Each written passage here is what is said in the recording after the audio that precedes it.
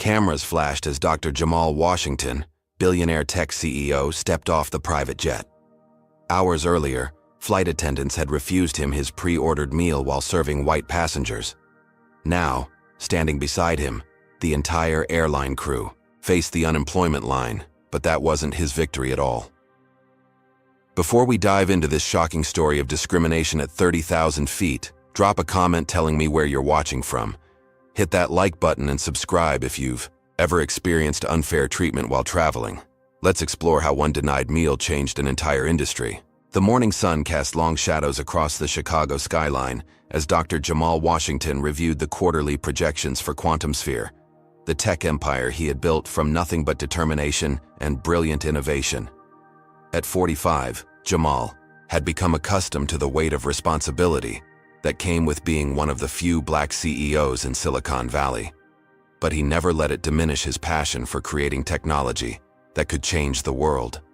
Born to a single mother in South Chicago, Jamal had defied every statistic and stereotype. His mother, a night shift nurse, had sacrificed everything to nurture his early aptitude for mathematics and computer science. When he earned a full scholarship to MIT, professors had mistaken him for janitorial staff on his first day. When he graduated at the top of his class, recruitment officers assumed he benefited from affirmative action rather than recognizing his groundbreaking thesis on quantum computing applications. 20 years later, QuantumSphere employed over 5,000 people globally and was valued at $12 billion. Despite his success, Jamal maintained the same principles that guided him from the beginning: excellence without excuses, innovation without boundaries, and opportunity without prejudice. His company boasted one of the most diverse workforces in tech, not because of quotas, but because Jamal recognized talent in places others wouldn't bother to look. Dr. Washington, his executive assistant Devin called from the doorway. "The maintenance team just called about your jet." Jamal looked up from his tablet. "Don't tell me there's another delay." Devin grimaced. "Worse. They found an issue with one of the engine components. They're grounding it for at least 48 hours. Jamal leaned back in his chair, calculating the implications. "And we need to be in San Francisco by tomorrow morning for the merger talks with Tanaka Technologies. The Japanese investors are only in town for 2 days, Devin confirmed. "Rescheduling isn't an option if we want this deal to go through." The Tanaka partnership wasn't just another business deal. It represented the culmination of years of research, potentially making quantum computing accessible to universities and smaller businesses worldwide. Beyond the profit margins, this merger aligned perfectly with Jamal's vision of democratizing advanced technology. "Book me on the next commercial flight," Jamal decided. "First class on Apex Airlines if possible. They have the most direct route to SFO." Devin nodded, already typing on his tablet. "Any special requests for the flight?" "The usual meal arrangement. My doctor still has me on that specialized diet for my hypertension and blood sugar." Jamal had been managing these health conditions quietly for years, careful not to show any weakness in an industry that already scrutinized his every move more closely than his white counterparts. Within the hour, Devin confirmed the booking on Apex Airlines' premium first-class service, complete with the special meal request properly documented in the reservation. The flight would depart at 4 in the afternoon, giving Jamal just enough time to review the merger documents and prepare his presentation. As he packed his briefcase with the confidential prospectus, Jamal ran through his mental checklist for the meeting. The Tanaka team was conservative and traditional, valuing personal relationships as much as technical specifications. Arriving refreshed and prepared would be crucial for establishing the right impression. "Cars waiting downstairs whenever you're ready," Devin announced. "I've sent all the flight details to your phone, and your hotel is confirmed for 3 nights. Jamal nodded, slipping his laptop into its case. "What would I do without you, Devin?" "Probably miss half your meetings and forget to eat." Devin smiled. "Good luck tomorrow. The entire research division is buzzing about this merger." As the town car pulled away from the QuantumSphere headquarters, Jamal gazed at the gleaming glass tower that housed his life's work.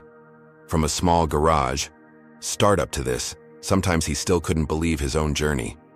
Tomorrow's meeting could take everything to the next level, opening doors for innovations that could revolutionize medicine, climate science, and artificial intelligence. The driver navigated smoothly through Chicago traffic toward O'Hare International Airport. Jamal used the time to send a few final emails and check the latest market reports. Everything was aligning perfectly for tomorrow's presentation. All he needed now was a smooth flight to San Francisco and a good night's rest. Little did he know that his carefully planned journey was about to become a national headline for reasons that had nothing to do with quantum computing or billion-dollar mergers. O'Hare International Airport hummed with the controlled chaos typical of a Tuesday afternoon. Jamal opted for comfort over appearance, wearing dark jeans, a gray hoodie, and his favorite worn leather sneakers instead of his usual tailored suit. After all, he would have plenty of time to change before tomorrow's meeting, and the 6-hour flight called for practicality. The decision to dress casually would prove consequential in ways he couldn't have anticipated. At the Apex Airlines premium check-in counter, Jamal presented his ID and confirmation number to a blonde attendant, whose smile faltered slightly as she looked up from her computer. "I'll need to see your boarding pass and ID again, sir," she said, despite having already scanned both. "Is there a problem?" Jamal asked calmly, accustomed to these extra verifications that somehow always seemed necessary when he traveled. "Just routine," she replied without meeting his eyes. "It looks like you've been selected for additional screening as well." Despite his platinum status with the airline, a result of countless business trips across the globe, Jamal found himself directed to a longer line while watching several white passengers with the same status breeze through the expedited lane. At the TSA checkpoint, the random selection process somehow selected him for a complete pat-down search and bag inspection. As the agent rummaged through his carefully packed briefcase, Jamal overheard 2 security personnel talking nearby. "Probably used someone else's credit card for that first-class ticket," one murmured to the other. "You know how they do." Jamal's jaw tightened, but he remained silent. 20 years as a black man in corporate America had taught him when to pick his battles. Today wasn't the day for confrontation, not with the Tanaka meeting looming. After clearing security, Jamal headed to the first-class lounge, where the receptionist eyed his casual attire with undisguised suspicion. "First-class passengers only," she stated flatly as he approached. "I am in first class," Jamal replied, presenting his boarding pass. The receptionist inspected it with exaggerated thoroughness before reluctantly allowing him entry, her expression suggesting she'd granted him a special favor rather than a service he'd paid for. Inside the lounge, Jamal found a quiet corner to review his presentation. The minutes ticked by without the customary offer of refreshments that he noticed being extended to other guests. When he approached the bar himself, the attendant seemed surprised by his drink knowledge and pronunciation of the single malt scotch he ordered. When priority boarding was announced for Apex Flight 1142 to San Francisco, Jamal gathered his belongings and headed to the gate. The gate agent checked his boarding pass twice, then directed him to stand aside as other first-class passengers boarded. "We need to verify something with your ticket," she explained vaguely. "It'll just take a moment." That moment stretched until nearly all priority passengers had boarded. Only after Jamal calmly but firmly inquired about the delay was he finally permitted to proceed down the jetway. Aboard the Boeing 787, flight attendant Cassandra Thompson immediately intercepted him at the entrance to the first-class cabin. "I think you might be in the wrong section," she suggested with a tight smile. "Economy boarding is not for another 20 minutes. Jamal wordlessly presented his boarding pass. Cassandra's eyes widened slightly before her expression reset to professional neutrality. "Oh, well, 2A is on your right." As Jamal stowed his carry-on in the overhead compartment, another flight attendant approached. "Sir, would you mind moving to the back of first class? We have a couple traveling together who would prefer those front seats." Jamal glanced at his boarding pass. "I specifically selected this seat when booking. If the couple wanted to sit together, they could have done the same." The head flight attendant, a tall man with graying temples and a name tag reading Richard Kensington, inserted himself into the conversation.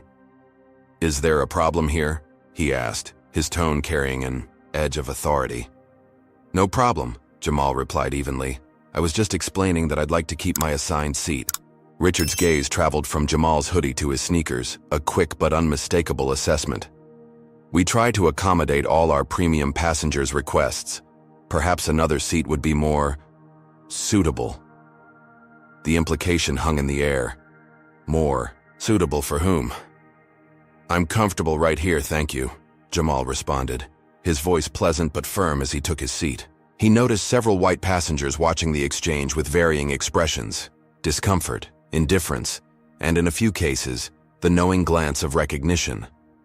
Not of Jamal Washington, the CEO, but of the familiar spectacle of a black man, being asked to justify his presence in a premium space. As boarding continued, Jamal discreetly took out his phone and opened his notes app, documenting the interactions with timestamps and names. Years of experiencing subtle discrimination had taught him the value of contemporaneous records. A middle-aged white man in an expensive suit took the seat beside him, briefly nodding before immersing himself in his laptop. The man's boarding had been seamless, his presence in first class apparently requiring no explanation or verification. From his window seat, Jamal watched the ground crew loading luggage and catering supplies. Somewhere in the cargo hold was the special meal he had requested, a low-sodium, diabetic-friendly option that would help him maintain his energy levels for tomorrow's crucial meeting. As the final passengers boarded and the cabin doors closed, Jamal settled in for what he hoped would be an uneventful flight to San Francisco. The merger documents awaited his review, and he needed to arrive focused and prepared. Instead, the next 6 hours would become a masterclass in the persistence of prejudice, even at 30,000 feet.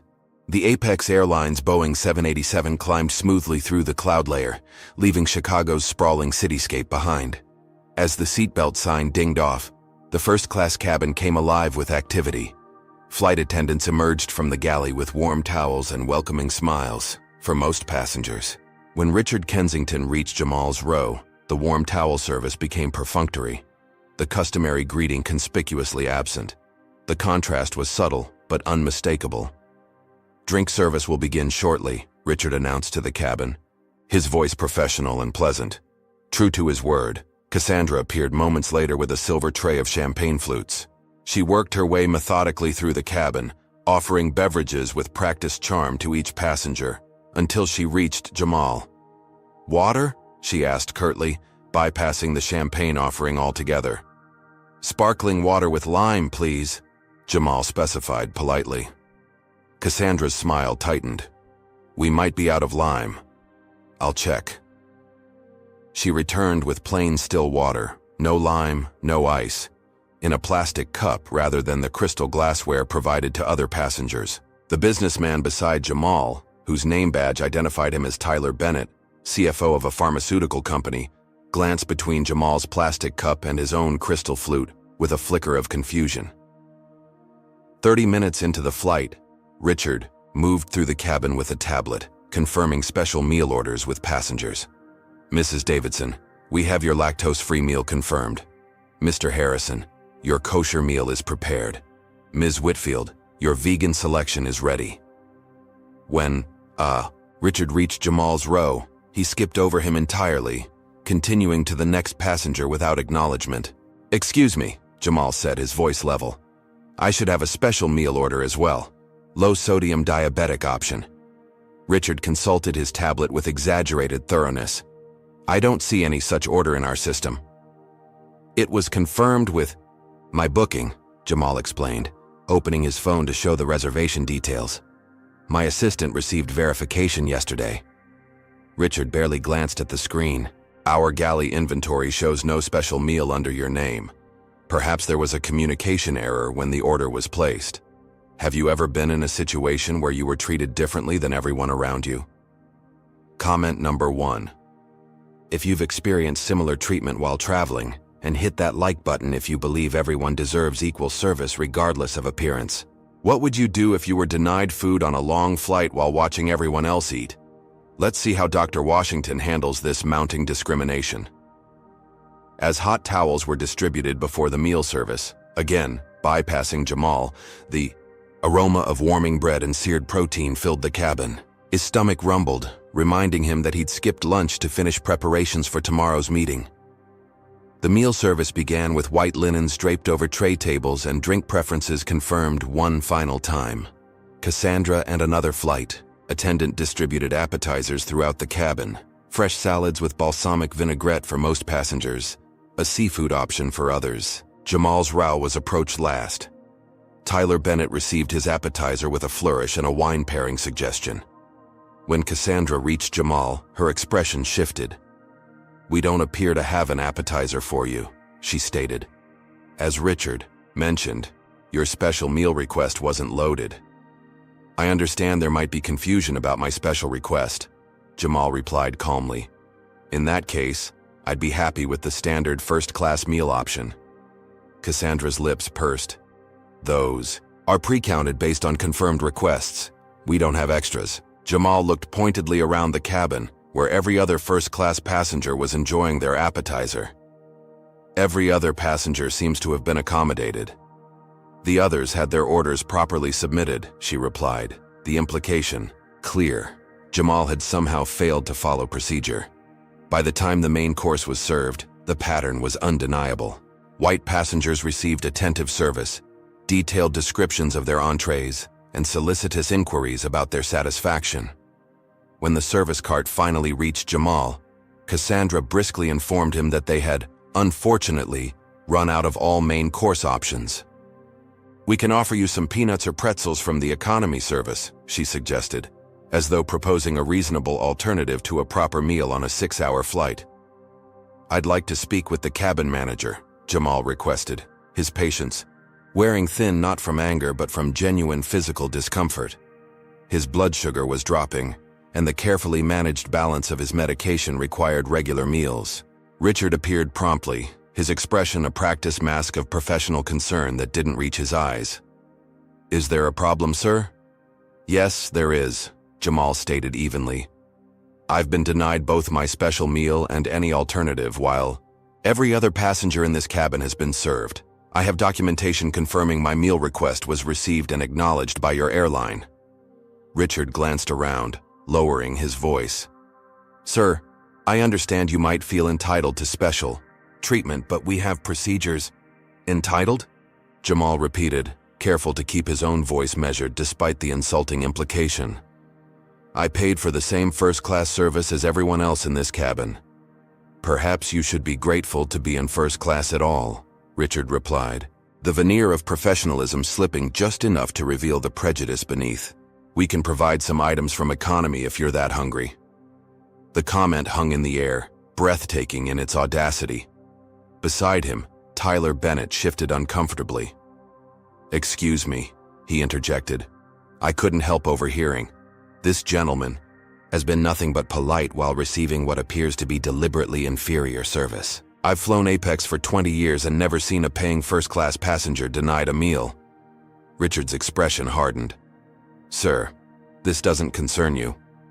"Actually, it does," Tyler countered. "As a frequent flyer, I'm concerned about witnessing discriminatory treatment." The word discriminatory caused Richard to flinch visibly. "That's a serious accusation." "It's an accurate observation," Tyler replied. As the confrontation unfolded, Jamal discreetly continued recording notes on his phone, documenting the exchange verbatim. The physical discomfort from his dropping blood sugar was becoming harder to ignore. A slight tremor in his hands, a cold sweat beginning at his temples. What started as a denied meal was rapidly escalating into something far more consequential. For Jamal, it was merely the latest chapter in a lifetime of similar experiences. For Apex Airlines, though they didn't yet realize it, it was about to become a defining moment in their corporate history. "I'll give you one more opportunity to provide the meal I paid for," Jamal stated calmly. "After that, we'll need to discuss appropriate compensation and formal documentation of this incident." Richard's posture stiffened. "Are you threatening me, sir?"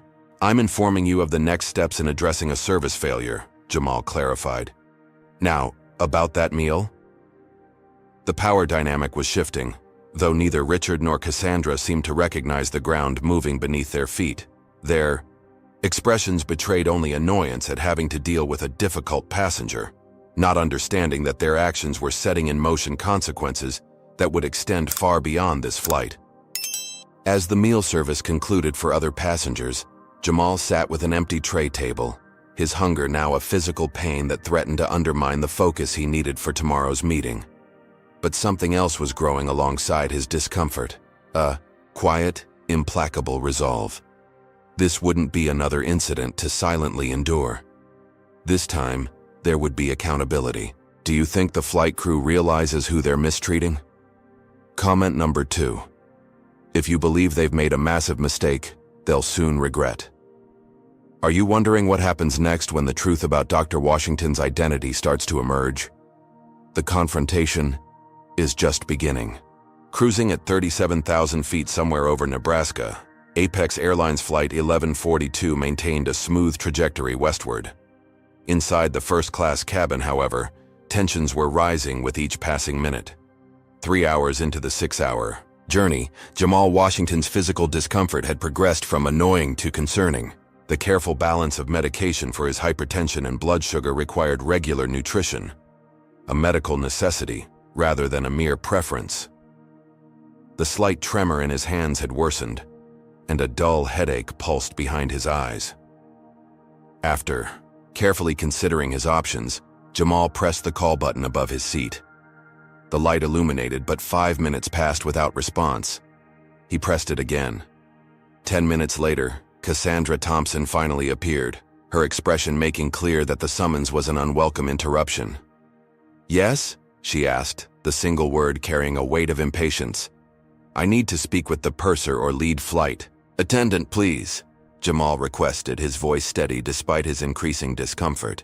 "Richard is busy with other passengers," Cassandra replied. "I can take a message." "This is a matter that requires his direct attention," Jamal insisted. "It concerns passenger safety and well-being."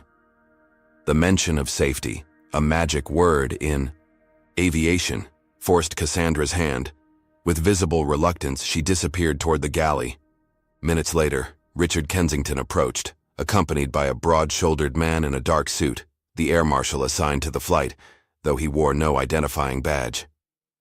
"This is Benjamin Harris, our onboard security officer," Richard introduced him, his tone carrying an unmistakable implication. "You mentioned a safety concern?" Jamal understood the tactic immediately. By bringing security, Richard was attempting to reframe Jamal's legitimate complaint as a disruption requiring containment. "My concern," Jamal began calmly, "is that I have been systematically denied the same service provided to every other passenger in this cabin, including the meal I specifically ordered and confirmed. This is causing me physical distress due to my medical condition, which requires regular nutrition." Benjamin shifted uncomfortably, clearly uncertain why he had been summoned for what appeared to be a service complaint rather than a security threat. "Sir, we've already explained that your special meal wasn't loaded," Richard stated, his tone suggesting the matter was closed. "If you continue to disrupt the flight with these accusations—" "What accusations?" Tyler Bennett interjected from the adjacent seat. "I've witnessed everything he's describing. This gentleman has been nothing but patient while receiving objectively inferior service." Richard's expression tightened. "Mr. Bennett, with all due respect," "With all due respect," Tyler countered. "I'm a diamond-level member with over 2 million miles on Apex, and I've never seen service this blatantly discriminatory. He's not being disruptive. He's requesting the basic service included in his ticket price."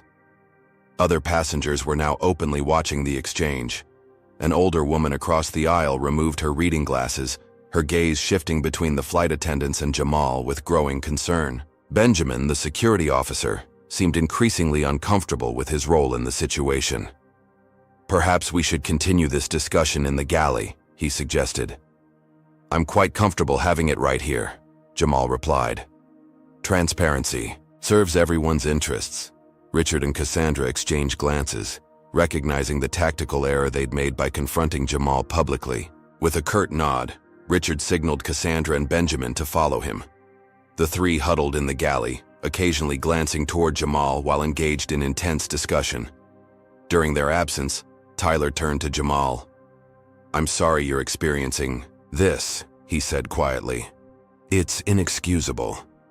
Unfortunately, it's not uncommon, Jamal replied, though usually not quite this blatant. Can I ask what you do? Tyler inquired. I'm in pharmaceuticals myself.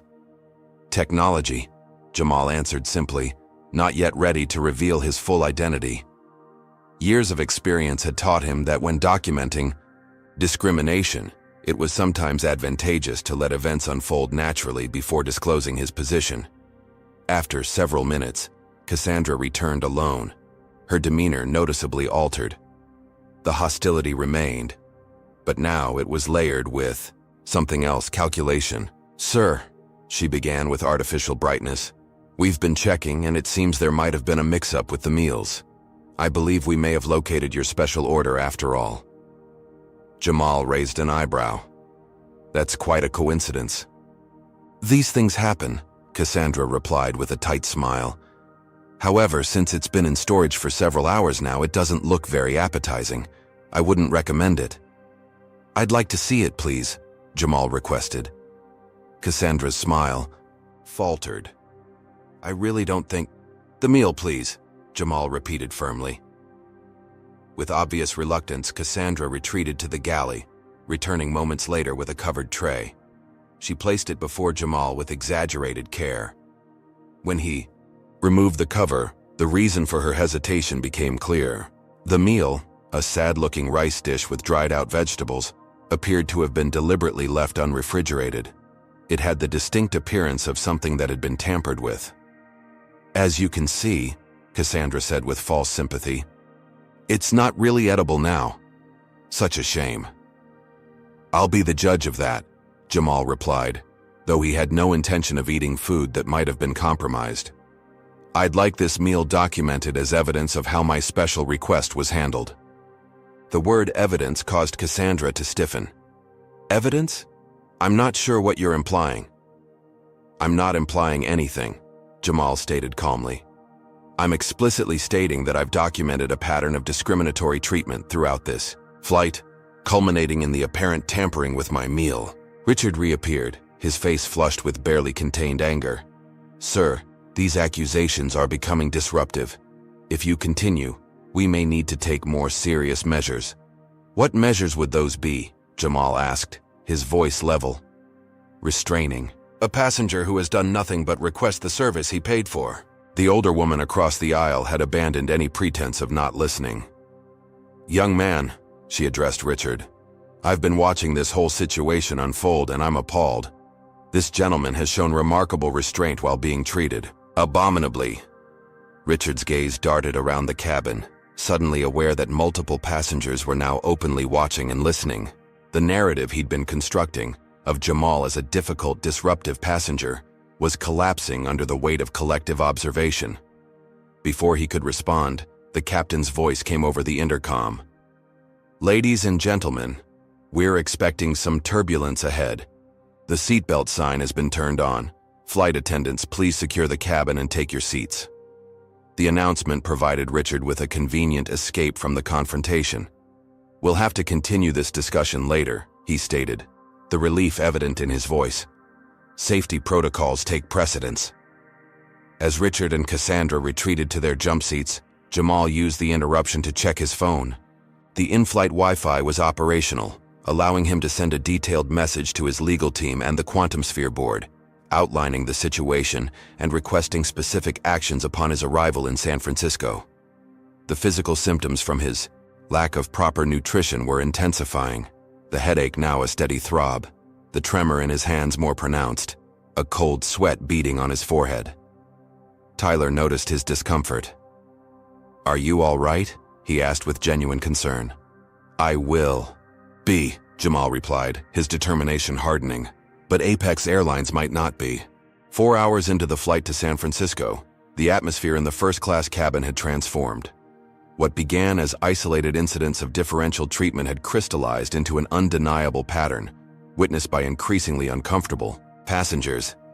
The turbulence had passed, but the tension remained palpable. A young flight attendant named Zoe Chen, newly assigned to the first-class cabin after a crew rotation, approached Jamal's seat with a bottle of water. Unlike her colleagues, her expression held genuine concern rather than thinly veiled contempt.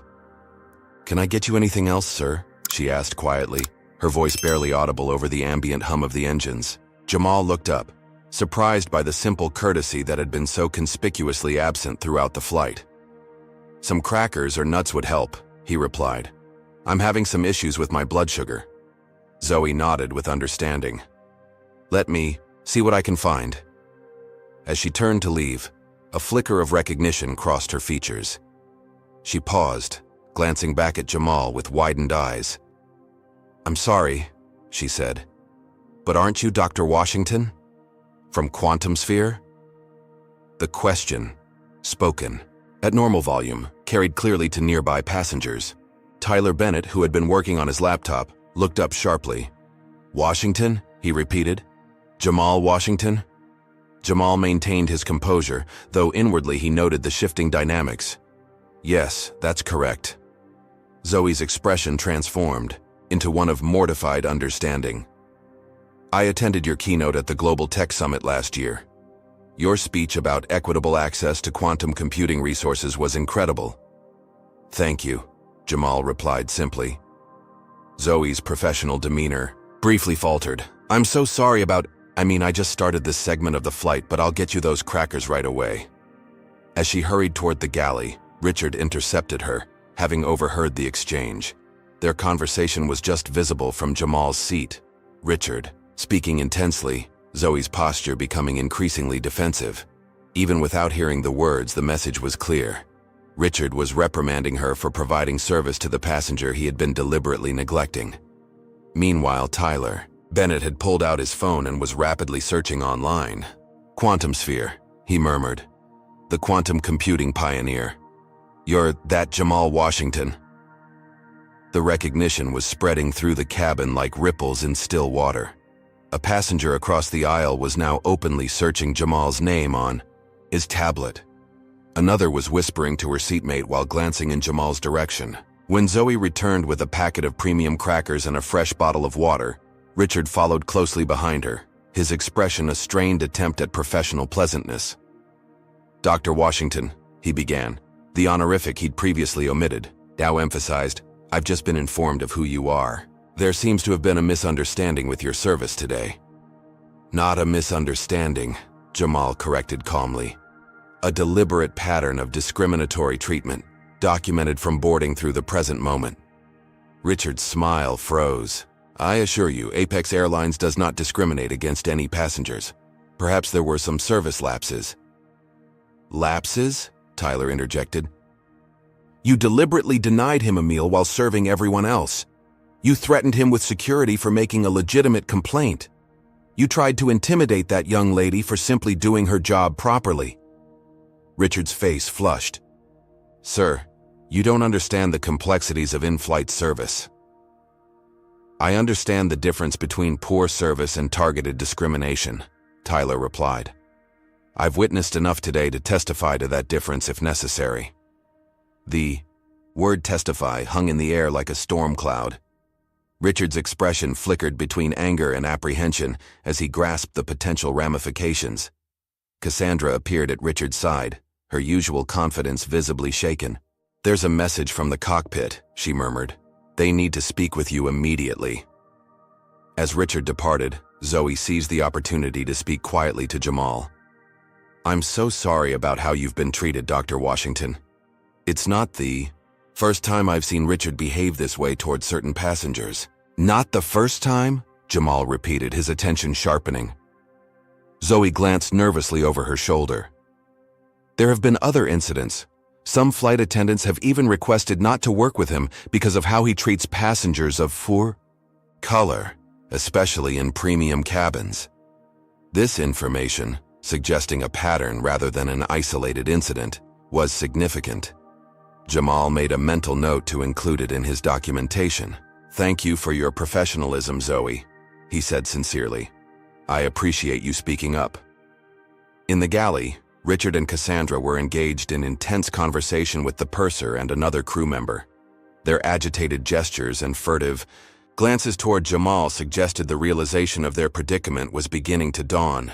Throughout the cabin, passengers were now openly researching Jamal Washington on their devices. The truth about who they had been witnessing being mistreated was spreading rapidly. Not just a first-class passenger, but the founder and CEO of one of the most innovative technology companies in the world, a billionaire philanthropist, and an influential voice in Silicon Valley. Tyler Bennett, having completed his own research, turned to Jamal with newfound respect. "I had no idea. Your work in quantum healthcare applications is revolutionary. My company has been following your research closely." "Thank you," Jamal replied, maintaining his focus on the documentation he was compiling. His physical discomfort remained, but the crackers and water had taken the edge off the most acute symptoms. Richard returned from the galley, his demeanor dramatically transformed. The contempt had been replaced by poorly concealed panic. "Dr. Washington," he began with exaggerated deference, "I want to personally apologize for any miscommunication earlier. We've located a suitable meal for you, and I'd like to offer you a complimentary beverage of your choice." "The time for that was 3 hours ago," Jamal replied evenly. "At this point, I'm more interested in documenting the complete sequence of events since boarding." Richard's smile faltered. "I'm sure there's no need for formal documentation.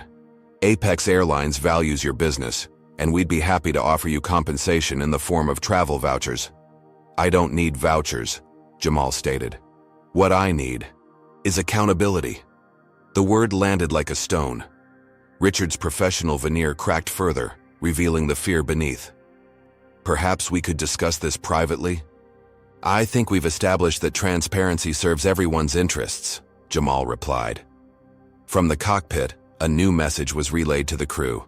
The aircraft's satellite communication system had received an urgent directive from Apex Airlines headquarters. The airline's executive team had somehow become aware of the situation unfolding on Flight 1142, likely through social media posts from passengers who had recognized Jamal and witnessed his treatment. As Richard was called away again, Zoe approached with a properly prepared meal tray. "I found this in the crew meals," she explained. "It's not exactly your special order, but it's low in sodium and should help with your blood sugar." "Thank you, Zoe," Jamal said, genuinely appreciative of her initiative. "I should warn you," she added in a lowered voice. "Richard and Cassandra are filling out incident reports claiming you were being disruptive. I heard them discussing how to justify their actions." This attempted narrative revision didn't surprise Jamal. It was a familiar tactic: reframe the victim as the aggressor, transform legitimate complaints into disruptive behavior. "Let them try," he replied calmly. "The truth has too many witnesses now." As he finally ate a proper meal, nearly 5 hours into a 6-hour flight, Jamal continued documenting every interaction, every statement, every witness. The evidence was overwhelming, the pattern undeniable. With each passing minute, the power dynamic aboard Flight 1142 continued its dramatic reversal. What began as 2 flight attendants exercising their perceived authority over a passenger they deemed unworthy of first-class service had transformed into a potential corporate crisis for Apex Airlines. And they were still an hour from landing. 5 hours into the 6-hour journey to San Francisco, the Boeing 787 began its gradual descent from cruising altitude. Inside the first-class cabin of Apex Airlines Flight 1142, an entirely different kind of descent was underway, one involving corporate reputations and professional futures.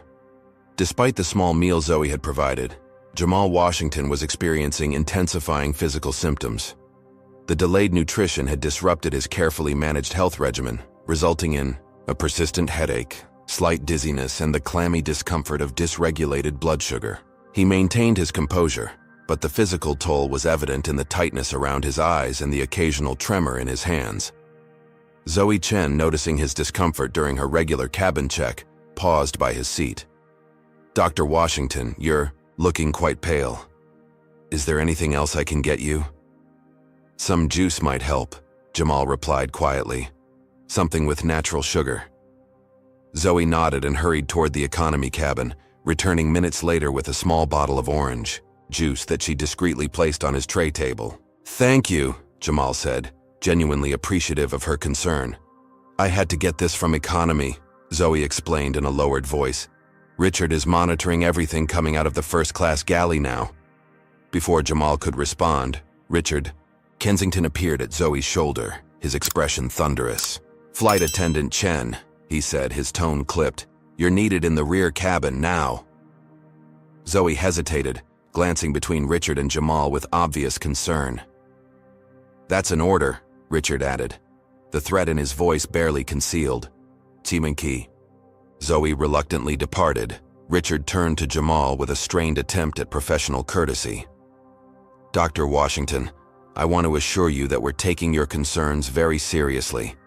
Apex Airlines prides itself on exceptional service for all our premium passengers." "All of them?" Jamal asked pointedly. Richard's smile tightened. "Absolutely all of them. In fact, our CEO Patricia Winters has been notified of your presence on this flight and sends her personal regards. We'd like to offer you complimentary, first-class travel for your next 3 trips as a gesture of goodwill." The abrupt pivot from hostility to appeasement was as transparent as it was insincere. The mention of the CEO suggested panic had reached the executive level, likely through social media, where passengers had begun posting about the incident.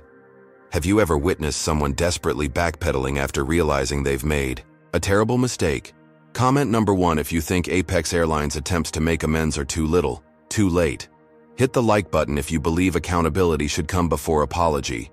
Do you think Dr. Washington should accept their last-minute offers of compensation, or is there a larger principle at stake here? The story takes an unexpected turn as we approach the landing.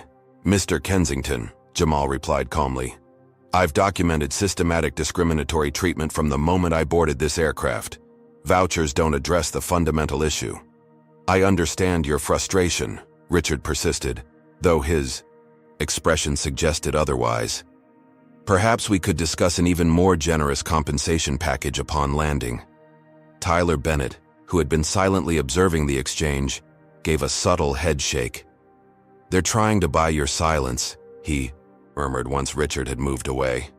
"Classic damage control." "I'm familiar with the tactic," Jamal replied. "It might have worked if they'd simply forgotten my meal, but this was something else entirely." Through the cabin windows, the California coastline was becoming visible as the aircraft continued its descent. In the galley, the crew was engaged in urgent conversation, their gestures suggesting escalating concern. Zoe managed to return briefly to Jamal's seat under the pretense of collecting trash. "They're in full panic mode," she whispered. "The captain received a call from headquarters, and there are executives waiting at the gate. Richard's been writing up reports claiming you were aggressive and disruptive." "Let him try," Jamal replied. "There are too many witnesses to the truth." "That's not all," Zoe continued, her voice barely audible. "Richard has a history of similar incidents. 3 formal complaints were filed against him last quarter alone, all from passengers of color who were seated in premium cabins. The airline settled each case quietly. This information was significant, evidence of a pattern rather than an isolated incident." "Thank you for telling me this," Jamal said. "It matters." As Zoe moved away, Jamal noticed Cassandra Thompson watching their interaction with naked hostility.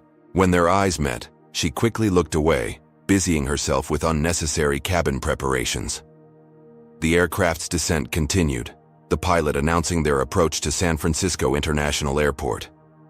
Throughout the cabin, passengers were powering down larger electronic devices and returning seats to their upright positions. Several were still glancing in Jamal's direction, some openly discussing the situation with their seatmates.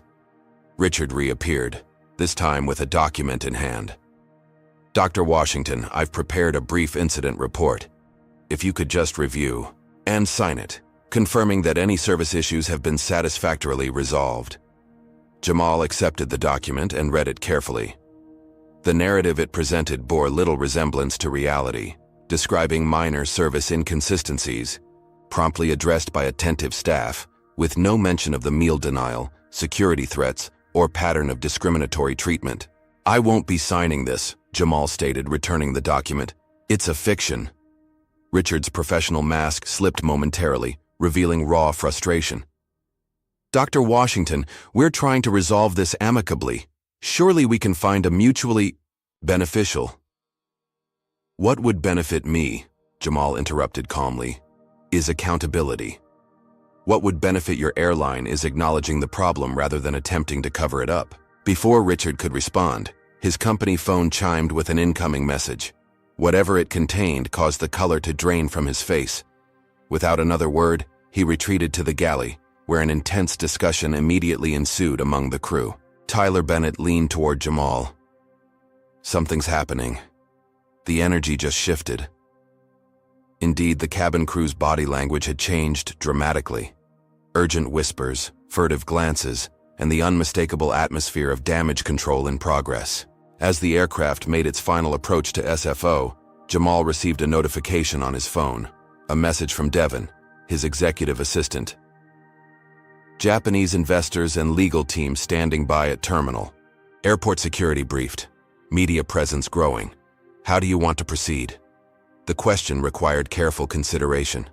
Jamal had never sought public attention for the discrimination he faced, preferring to address such matters privately and systematically. But this incident transcended personal affront. It represented a systemic issue that affected countless travelers who lacked his resources and platform. With precise keystrokes, he responded, "Standard protocol. No statements. Until meeting with legal. Maintain professional demeanor throughout." The aircraft touched down smoothly on the SFO runway, taxiing toward the terminal with the practiced precision of everyday routine. But for everyone aboard Flight 1142, particularly its crew, nothing about this arrival would be routine. As the seatbelt sign was switched off and passengers began gathering their belongings, an announcement came over the intercom, not from the usual flight attendant, but from the captain himself. "Ladies and gentlemen, this is Captain Reynolds speaking. We have a special procedure for deplaning today. All passengers are asked to remain seated until further instructions. Thank you for your cooperation." The unusual request prompted murmurs throughout the cabin. Richard and Cassandra exchanged alarmed glances, their earlier confidence now completely evaporated. Through his window, Jamal could see what the other passengers could not. A gathering of dark suits on the jetway, airline executives, airport security, and what appeared to be corporate legal counsel. Among them, he recognized Patricia Winters, the CEO of Apex Airlines, her expression grim as she consulted with her team. The landing had been smooth, but the arrival promised turbulence of an entirely different nature. "How far do you think this incident will escalate now that they've landed?" Comment number 2. If you believe Apex Airlines is about to face major consequences for their actions. Are you curious about how Dr. Washington will handle this situation when he steps off the plane? The confrontation is about to reach its climax. The Apex Airlines Boeing 787 sat at Gate C-12 of San Francisco International Airport, its engines powering down while inside. An unusual silence had descended upon the first-class cabin. Captain Reynolds' instruction for passengers to remain seated had created a palpable tension, broken only by the occasional ping of cell phones as people messaged loved ones about the mysterious delay. Through his window, Jamal Washington observed the growing assembly on the jetway. Apex Airlines executives in dark suits, airport security personnel, and several individuals whose bearings suggested legal representation. The airline was mobilizing its crisis management team, a response that confirmed the severity with which they now viewed the situation. Richard Kensington moved through the cabin with forced composure, though his rapid breathing and perspiration betrayed his anxiety. When he reached Jamal's row, his attempt at professional courtesy had an almost desperate quality. "Dr. Washington," he began, his voice carefully modulated. "Airline management has requested that you remain on board briefly after other passengers deplane. They'd like to speak with you privately." Jamal considered the request, immediately recognizing the strategy. A private conversation away from witnesses would allow the airline to control the narrative and potentially pressure him into a quiet settlement. "I'll be deplaning with the other passengers," he replied calmly. "Any discussions can take place in the terminal." Richard's smile tightened. "The airline is concerned about your privacy, Dr. Washington. A public conversation might attract unwanted attention." "My privacy wasn't a concern when you were publicly denying me service," Jamal observed. "I'll be deplaning with everyone else." Before Richard could respond, the cabin door was opened from the outside. Patricia Winters herself stepped aboard, her tailored suit and commanding presence immediately drawing all eyes. As the CEO of Apex Airlines, her personal intervention signaled the corporate recognition of a potential catastrophe. "Ladies and gentlemen," she addressed the cabin, her voice carrying the practiced authority of executive leadership. "I apologize for the brief delay in deplaning. We're experiencing some logistical issues with the jetway. Normal deplaning will begin momentarily. Thank you for your patience." It was a transparent excuse, but it provided cover for her real purpose. With practiced efficiency, she made her way directly to Jamal's seat, extending her hand. "Dr. Washington, I'm Patricia Winters, CEO of Apex Airlines. I'd like to personally apologize for any service issues you experienced today." Jamal accepted the handshake with professional courtesy. "Ms. Winters, I appreciate your concern, though I'm curious about the timing. The service issues, as you call them, began 5 hours ago." Patricia's expression remained carefully neutral. "I was only recently made aware of the situation. I'd like to invite you to our executive lounge to discuss appropriate remediation." "I have a meeting with investors, awaiting my arrival," Jamal replied. "Any discussions will need to take place as I proceed to my destination." A flash of frustration crossed Patricia's features before her professional mask resettled. "Of course. Perhaps we could walk together? I assure you, Apex Airlines takes customer service extremely seriously." "So I've been told repeatedly today," Jamal noted, though the evidence suggests otherwise. The cabin door reopened, and a flight attendant announced that deplaning could now begin. As first-class passengers rose to retrieve their belongings, many openly watched the interaction between Jamal and the CEO, some even recording discreetly on their phones. Tyler Bennett gathered his briefcase, turning to Jamal before departing. "Dr. Washington, it was an education sharing this flight with you. If you need a witness statement regarding today's events, please have your office contact me." He handed Jamal his business card with a firm nod. As passengers filed toward the exit, Richard and Cassandra positioned themselves near the door, their expressions a study in controlled panic. When Zoe Chen passed by, Richard grabbed her arm, whispering something that caused her face to pale. Jamal noted the interaction with concern. When it was his turn to deplane, Patricia Winters fell into step beside him. "We've arranged for a private exit to avoid any inconvenience," she explained, gesturing toward a service door where security personnel waited. "I'll be using the main terminal exit," Jamal stated firmly, "the same one used by every other passenger." Patricia's professional smile faltered slightly. "Dr. Washington, there's significant media presence in the terminal. We're concerned about potential misrepresentations of today's events." "Transparency doesn't allow for misrepresentation," Jamal replied as he continued walking toward the main exit. As they emerged from the jetway into the terminal, the situation became immediately clear. A small crowd had gathered, members of Jamal's executive team, the Japanese investors from Tanaka Technologies, airport security, and indeed, several journalists with cameras. Devon, Jamal's executive assistant, approached immediately. "Dr. Washington, are you all right? We've been receiving concerning reports from passengers." Before Jamal could respond, Patricia Winters interjected. "There was an unfortunate service lapse on today's flight. Apex Airlines is working directly with Dr. Washington to address it appropriately." "A service lapse?" echoed a voice from the crowd. Tyler Bennett, who had paused rather than continuing to his connection. "Is that what you call systematically denying service to a black passenger while providing it to everyone else?" The blunt characterization caused a ripple through the assembled onlookers. A journalist raised her phone, recording the exchange. Patricia's expression hardened. "Sir, you're mischaracterizing a complex situation." "I witnessed every moment of it," Tyler interrupted. "There was nothing complex about it. It was textbook discrimination, and when the crew realized who they were discriminating against, they panicked and tried to cover it up." Other passengers had stopped now, several nodding in agreement with Tyler's assessment. One woman stepped forward, the older passenger who had been seated across from Jamal. "I saw it too," she stated firmly. "It was appalling. They denied him food while serving everyone else, then threatened him when he politely asked for what he'd paid for." The narrative was slipping irretrievably from Apex Airlines' control. Patricia Winters attempted to regain command of the situation, signaling to her public relations director, who quickly approached. "Dr. Washington," Patricia said, her voice lowered.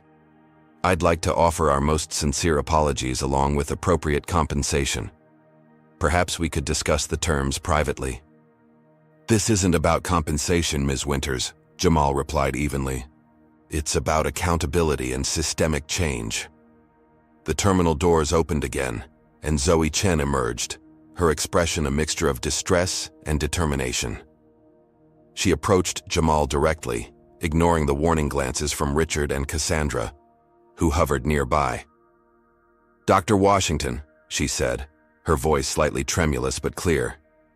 "I've just been informed that my employment with Apex Airlines has been terminated, effective immediately. They're claiming I violated service protocols." Jamal's expression darkened. "For bringing me juice when I was experiencing medical symptoms?" "For interfering with the handling of a difficult passenger," Zoe clarified, the quotation marks evident in her tone. "The retaliation was as predictable as it was unethical. Punish the whistleblower, intimidate potential witnesses, control the narrative through fear. It was a strategy Jamal had observed throughout his career, though rarely executed so clumsily. "Ms. Chen," he said, loud enough for the gathering crowd to hear. "I'd like you to meet Devin Parker, my executive assistant. Devin, please make sure Ms. Chen has my contact information. My legal team will be in touch regarding wrongful termination representation."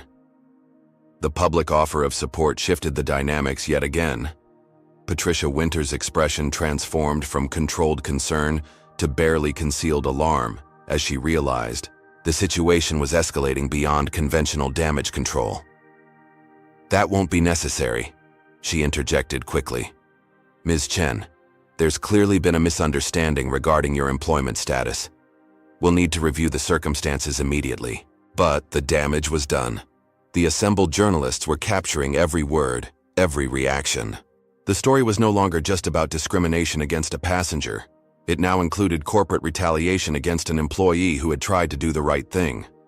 As security personnel attempted to create space in the increasingly crowded terminal, a distinguished Japanese businessman approached, bowing respectfully to Jamal. "Dr. Washington," he greeted formally. "I am Hiroshi Tanaka. My team and I have been waiting for your arrival. Is everything all right?" The presence of the Japanese investors, the very reason for Jamal's trip to San Francisco, added yet another dimension to the unfolding drama. Hiroshi Tanaka's questioning gaze moved from Jamal to the airline executives, his expression revealing his assessment of the situation. Patricia Winters attempted damage control once more. "Mr. Tanaka, I apologize for any delay in Dr. Washington's arrival.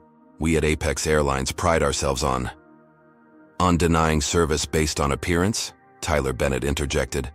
"On threatening passengers who request the meals they paid for? On firing employees who try to help them?" The blunt interruption caused several people to gasp, while others nodded in agreement. Airport security officers exchanged uncertain glances, clearly unsure how to manage the escalating situation. Jamal maintained his composure throughout, observing the rapidly deteriorating position of Apex Airlines with the calculated awareness of a chess master watching an opponent's inevitable defeat. He had not orchestrated this public exposure, had, in fact, initially sought only to document the discrimination privately, but now that events had unfolded in this manner, he recognized the potential for meaningful impact beyond his individual experience. With deliberate calmness, he addressed the assembled group. "I appreciate everyone's concern. At this point, I need to proceed to my scheduled meeting with Mr. Tanaka and his team. My legal representatives will be addressing today's incidents through appropriate channels." As he prepared to depart with the Japanese delegation, Richard Kensington made one final desperate attempt to salvage the situation. "Dr. Washington," he called, his voice strained. "On behalf of the flight crew, I want to express our deepest regrets for any misunderstanding." "There was no misunderstanding, Mr. Kensington," Jamal replied, his voice firm but controlled. "There was deliberate discrimination, followed by attempted intimidation, followed by retaliation against an employee who showed basic human decency. Those aren't misunderstandings. Those are choices. The simple, direct assessment landed with devastating precision. Richard seemed to physically shrink under its weight, while Patricia Winter's expression confirmed she recognized the magnitude of the crisis facing her company.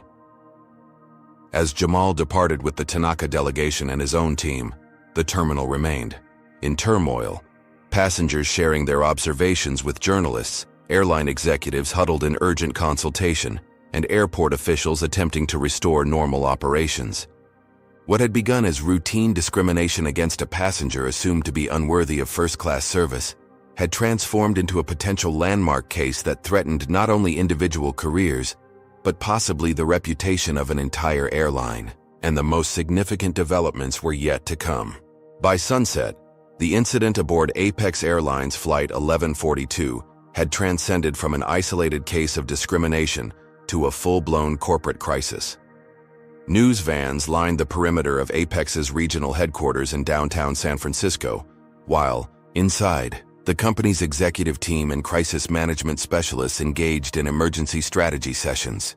Patricia Winters paced the length of the boardroom, her earlier composure replaced by the barely contained energy of a CEO fighting for her company's survival. The preliminary damage assessment projected on the wall made for grim reading. Stock. Price down 8.4% and falling. Flying while black trending nationally, 67. Media inquiries in the past hour. Customer service flooded with cancellation requests.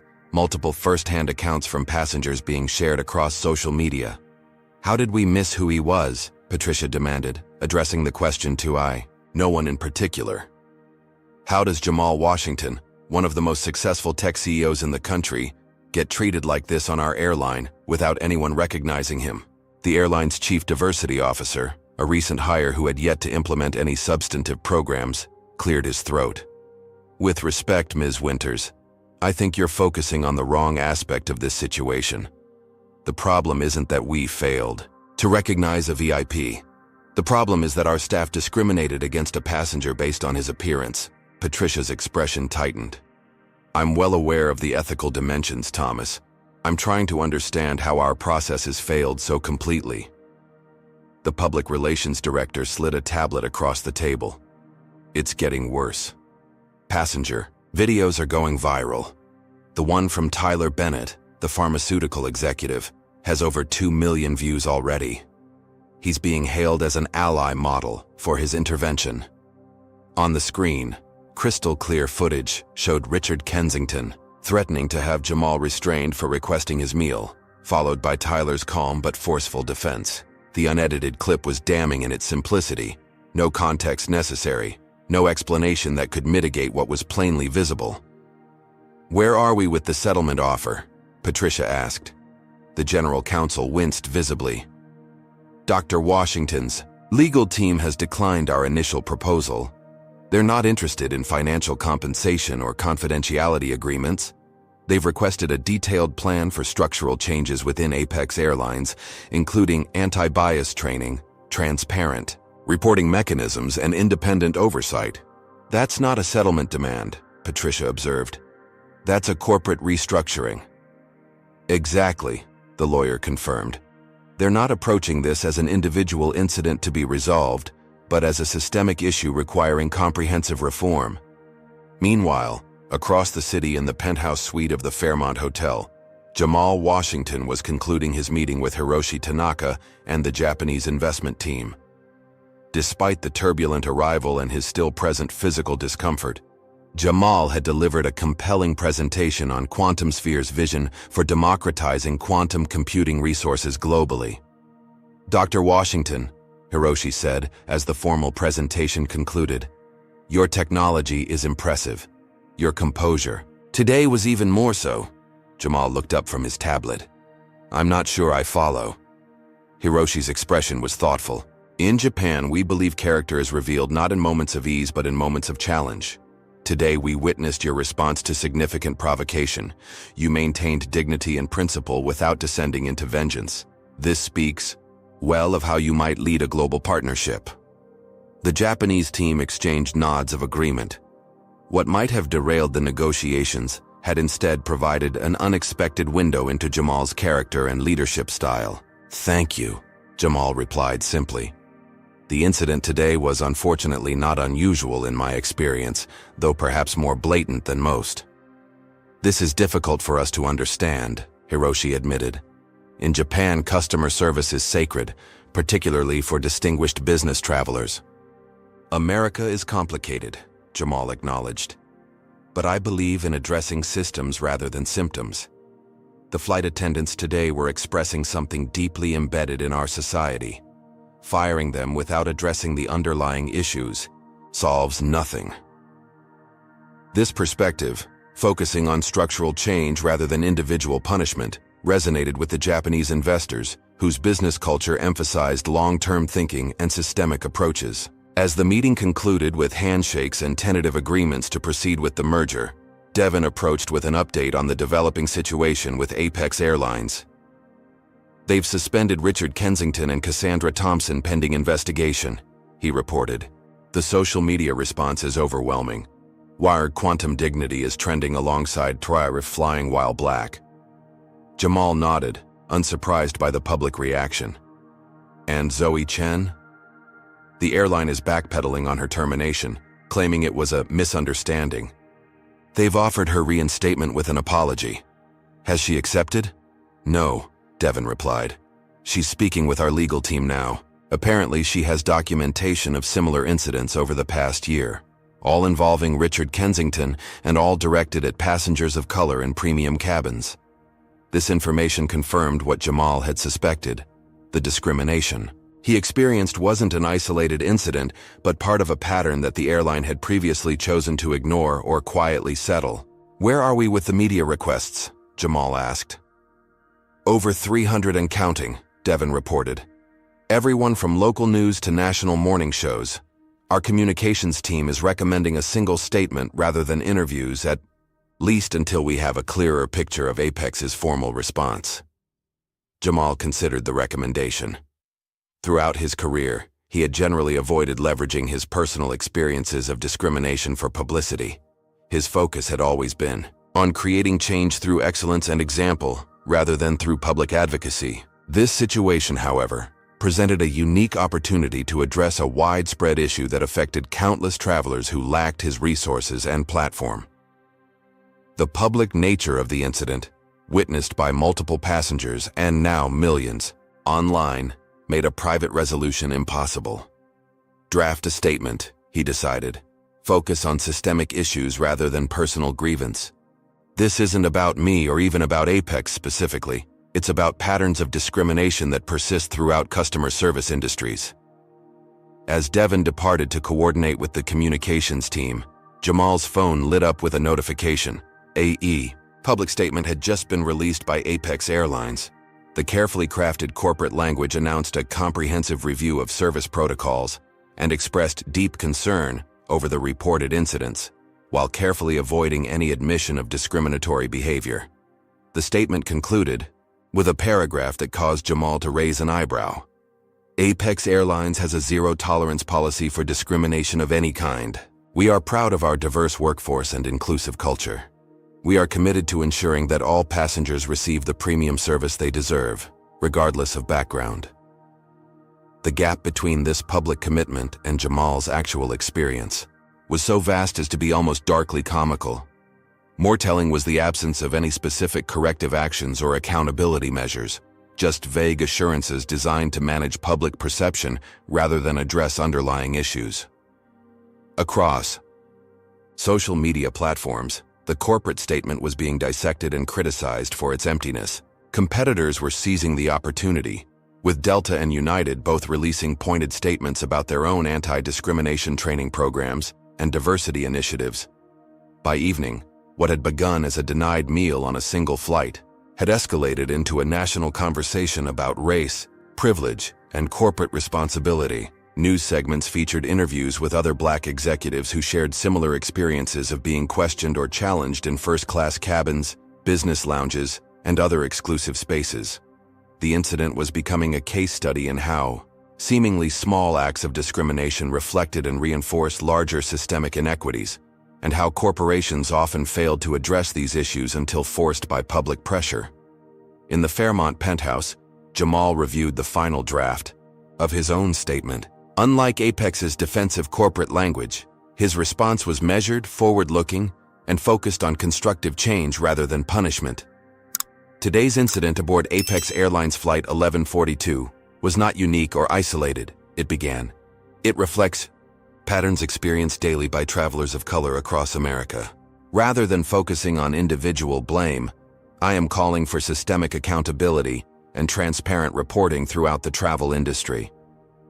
The statement went on to outline specific reforms that would create measurable improvements, not just for VIP travelers who might be recognized, but for everyone. As he approved the final draft, Jamal reflected on the irony that his denied meal might ultimately nourish more significant progress than his quantum computing innovations.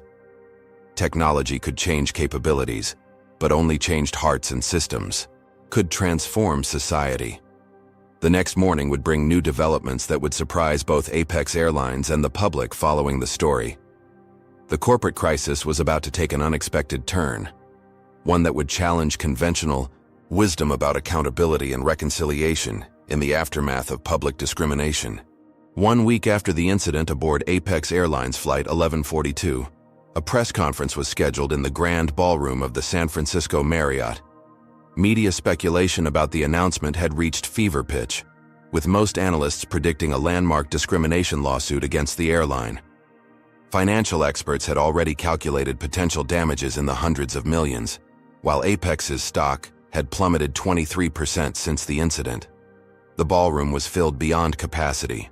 Journalists from every major network, corporate representatives from the travel industry, diversity advocates, and curious onlookers. At precisely 10 o'clock, Jamal Washington stepped onto the stage, accompanied by Patricia Winters, CEO of Apex Airlines.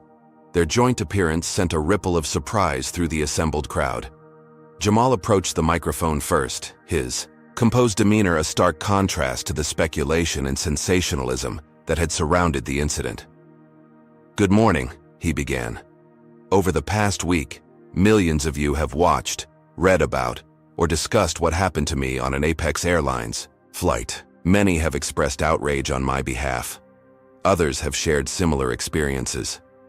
Today I want to redirect that energy towards something constructive." He paused, scanning the room of expectant faces. "I could destroy Apex Airlines today. A lawsuit of this magnitude, with this much evidence and public support, would likely result in crippling financial penalties. But what would that accomplish? One company punished, headlines for a few days, and then we all move on until the next incident." The room had fallen completely silent, every person present sensing that they were witnessing something unexpected. "Instead," Jamal continued, "I'm announcing a different approach. Quantum Sphere and Apex Airlines are launching a partnership, the Dignity in Service Initiative. Rather than litigation, we're creating transformation." Patricia Winters stepped forward to join him at the microphone, her expression revealing both relief and determination. "What happened on Flight 1142 was inexcusable," she acknowledged directly. The first time the airline had admitted wrongdoing without qualification. It revealed failures not just in individual behavior, but in our corporate culture and systems. Rather than defending the indefensible, we're committing to fundamental change. The details of the initiative unfolded over the next 30 minutes. Quantum Sphere would develop comprehensive anti-bias training using virtual reality technology that allowed employees to experience subtle and overt discrimination from the recipient's perspective. Apex would implement the program company-wide, with mandatory participation from executives to frontline staff. More significantly, the airline committed to transparent quarterly reporting of customer service disparities, independent oversight from civil rights organizations, and structural changes to promotion and accountability systems. But transformation isn't just about policies, Jamal emphasized. It's about people. At his gesture, Zoe Chen walked onto the stage. The young flight attendant who had lost her job for showing basic humanity had become an unexpected symbol of moral courage in a difficult situation. Ms. Chen will be leading the implementation as our new Director of Service Equity, Jamal announced. Her first-hand understanding of frontline challenges will be invaluable in creating practical, effective reforms. The announcement drew spontaneous applause. Zoe stepped forward, her expression a mixture of determination and hope. "When I brought Dr. Washington that orange juice, I wasn't making a political statement," she said simply. "I was just doing what any decent person should do. That's all this initiative is really about, ensuring that decency isn't optional in customer service." As the formal presentation concluded and the question period began, the tone in the room had shifted noticeably. What many had expected to be an announcement of corporate punishment had instead become a blueprint for corporate transformation. When asked about Richard Kensington and Cassandra Thompson, the flight attendants whose actions had sparked the incident, Jamal's response was characteristically measured. "They've been removed from customer-facing roles, which is appropriate. But they've also been offered the opportunity to participate in developing our training program, to help others understand the impact of biased service. Punishment might satisfy our desire for justice, but it rarely creates lasting change. Education might." The approach was unorthodox, focusing on systemic reform rather than individual retribution. It reflected Jamal's long-standing philosophy that sustainable progress required structural change, not just symbolic penalties. As the press conference concluded, attention turned to the merger with Tanaka Technologies, the original purpose of Jamal's trip to San Francisco. Hiroshi Tanaka himself appeared on stage to announce that the partnership would proceed, with an expanded scope that included deploying quantum computing resources to analyze patterns of service disparity across multiple industries. "What impressed us most," Hiroshi stated, "was Dr. Washington's vision in transforming a personal injustice into institutional improvement. This is the kind of leadership that builds lasting value." In the months that followed, the Dignity and Service Initiative expanded beyond Apex Airlines to include hotel chains, rental car companies, and retail establishments. What began as a denied meal became a movement, with measurable improvements in customer service equity across participating organizations. For Jamal personally, the incident had taken a toll that wasn't visible in his public appearances. The physical symptoms he experienced during the flight had required medical attention upon arrival in San Francisco. The emotional weight of yet another discriminatory experience, added to a lifetime of similar incidents, had necessitated private time for recovery and reflection. Yet the outcome had brought unexpected healing as well. The initiative created a channel for constructive action, while the public response demonstrated that such treatment was increasingly viewed as unacceptable by the broader society. 1 year later, Jamal found himself boarding another Apex Airlines flight to San Francisco. The changes were immediately apparent, from the diverse staff at the check-in counter to the training badges worn by flight attendants, indicating completion of the anti-bias program. As he settled into his first-class seat, a flight attendant approached, an older black woman whose name tag identified her as Denise. "Dr. Washington," she greeted him with genuine warmth. "Thank you for your meal selection. I've confirmed it's prepared exactly to your specifications." "Thank you, Denise," he replied. "I also wanted to thank you personally," she added more quietly. "I've been flying for 27 years. What you did changed things for all of us, passengers and crew. We're not perfect yet, but we're better." As the aircraft lifted into the clear blue sky, Jamal reflected on the journey, not just from Chicago to San Francisco, but from discrimination to transformation. The most powerful response to injustice wasn't always destruction. Sometimes, it was creation, building something better from the ashes of difficult experiences.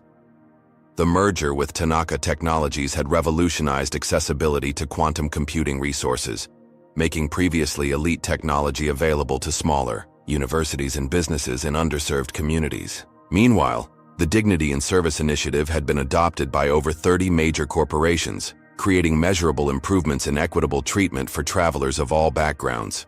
Richard Kensington and Cassandra Thompson had taken different paths following the incident. Richard had initially resisted participation in the training program, eventually leaving the industry altogether. Cassandra, surprisingly, had embraced the opportunity for education, eventually becoming an effective advocate within the company's internal reform efforts. Her personal transformation from skepticism to understanding demonstrated that change was possible, even from unlikely sources. Tyler Bennett had remained in contact, his pharmaceutical company partnering with QuantumSphere on healthcare accessibility initiatives.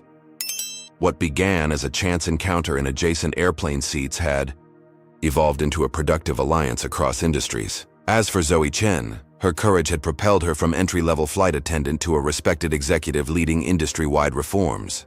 Her insight that decency shouldn't be optional had become something of a mantra for the initiative, appearing on training materials and corporate pledges throughout the travel industry. The Apex incident had forced America to confront an uncomfortable truth, that discrimination didn't always announce itself with explicit slurs or denied service.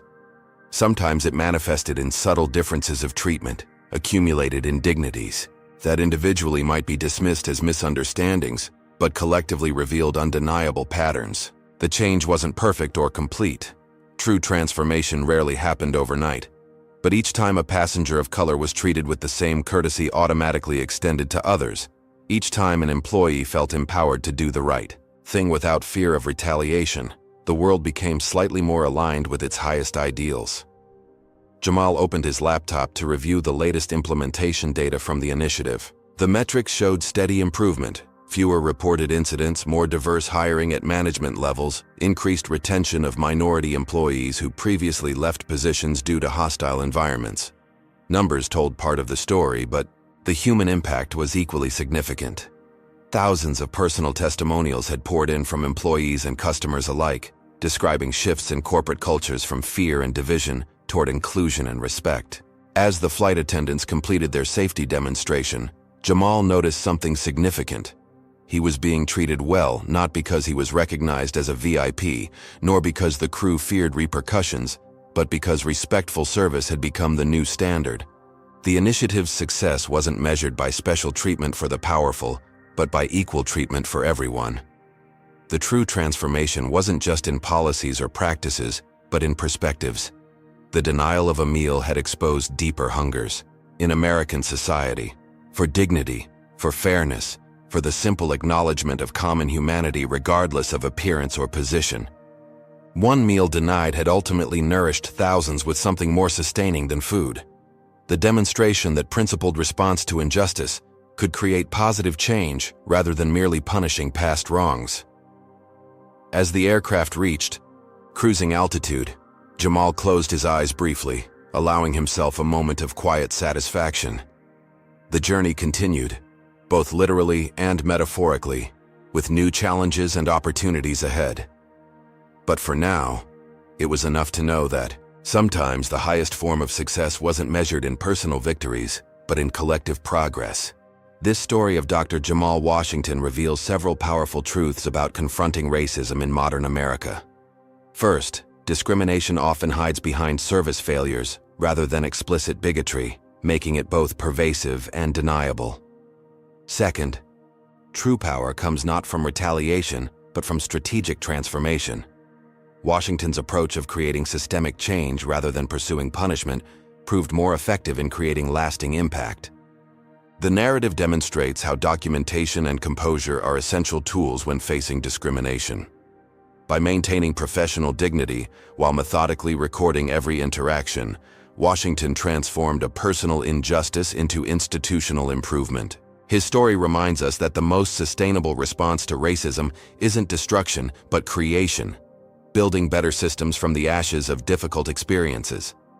Perhaps most importantly, this account illustrates how addressing root causes requires both accountability and education. By focusing on changing perspectives rather than merely punishing individuals, Washington created ripples of transformation across entire industries. His recognition that the highest form of success isn't measured in personal victories but in collective progress offers a blueprint for how individuals might respond to injustice in ways that heal rather than divide. Have you experienced or witnessed discrimination that made you feel powerless? Share your story in the comments below.